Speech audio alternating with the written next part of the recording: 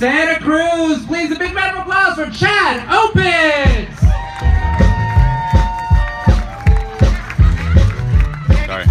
Gotcha. Give me a second. That's a good tune right there, God. I'm happy to be here, guys. This is exciting. Generally, we do not get to perform in such amazing spaces in front of beautiful people like yourselves. We're performing in dirty, dingy, scuzzy dive bars most of the time, which of course have their charms, you know. Like, one of my favorite things to do when I'm performing in a place like that, I like to go into the men's restroom and whisper motivational quotes through the glory holes. It's like, if they can't handle you at your worst, they don't deserve you at your best, pal. Lift some spirits, you know. After one of the shows recently, there was an 80s dance party after the comedy. This guy came up to me after my set, taps me on my shoulder, and he says, "Hey man, do you want to party 80s style?"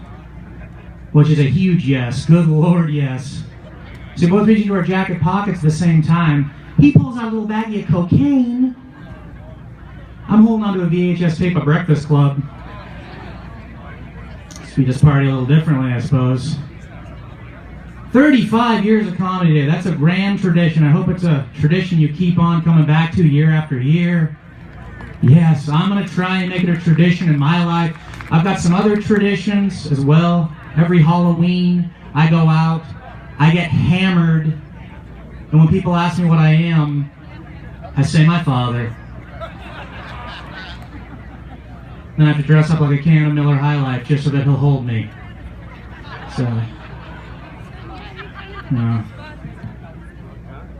We don't make much money doing this comedy thing. It's not a lucrative endeavor, to be honest, and I've been broke lately. And I was at the bar, I wanted to get a tasty drink, I wanted to get the sex on the beach. It's a tasty cocktail, but I couldn't afford it. So I had to have the bartender make me a sex on the bus, which is a PBR with the edges licked by somebody with a cold sore. It's nasty, but it gets the job done. So I live in Santa Cruz, which is one of those places where they're like, it's nutty and wild and weird, but still to this day, the weirdest thing I've ever seen there was just an advertisement in the local weekly zine, which is called The Good Times. And all this ad said was, do you like bowling? Do you value free speech? Well, then come on down to the Boardwalk Bowl. What the hell is the connection? I wake up in the middle of the night with that stuck in my head. Free speech bowling, what's the connection? But in that regard, it's an amazing ad because it made me want to go down there and see what the hell was happening. Like, I expected to walk in, see like the KKK next to the Black Panthers, Namble on a lane next to the Boy Scouts. There's an Alcoholics Anonymous meeting going on. This is an open-minded bowling alley, folks. And I want to see more ads that were like that were just generally confusing but lured you in, you know? Maybe something like, hey, do you like racquetball, swimming, weightlifting? Does actor Ryan Gosling make you question your sexuality? Well, then come on down to Gold's Gym. Hey, do you like organic meats, cheeses, and produce? You think 9/11 was an inside job? Well, then come on down to Trader Joe's. Gotta go to Trader Joe's, see what's happening. There's all sorts of crazy advertising slogans that are just bogus and silly and bonkers, and I have an absolute favorite one, which is on a bottle of Coors Light. I'm not sure if they're sponsored tonight. If they are, I apologize in advance. So I think it's a remarkably ordinary beverage, which made this statement on the bottle all the crazier to me because it said, experience the legendary taste of Coors Light. What are these legends, guys?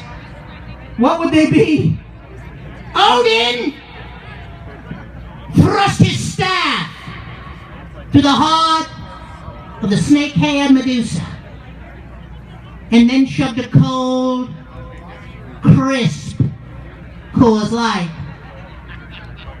The mighty Thor swung his hammer and parted the seas with Poseidon himself, and then knocked back a cold, delicious Coors Light. The Son of God, Jesus of Nazareth, attended a wedding party in Galilee. When their alcoholic libations had run dry, Christ performed his, dare I say, most refreshing miracle. He turned mere water not into some boring, bourgeois, garbage wine. No, far from it. He turned it into something as ice cold and satisfying as the Rockies themselves. And the power of Christ compelled those partygoers to spend the rest of their night slamming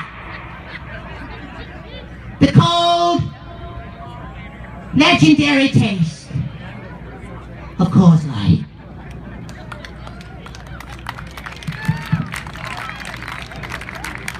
They paid me to do that. Have a great rest of the comedy today, guys.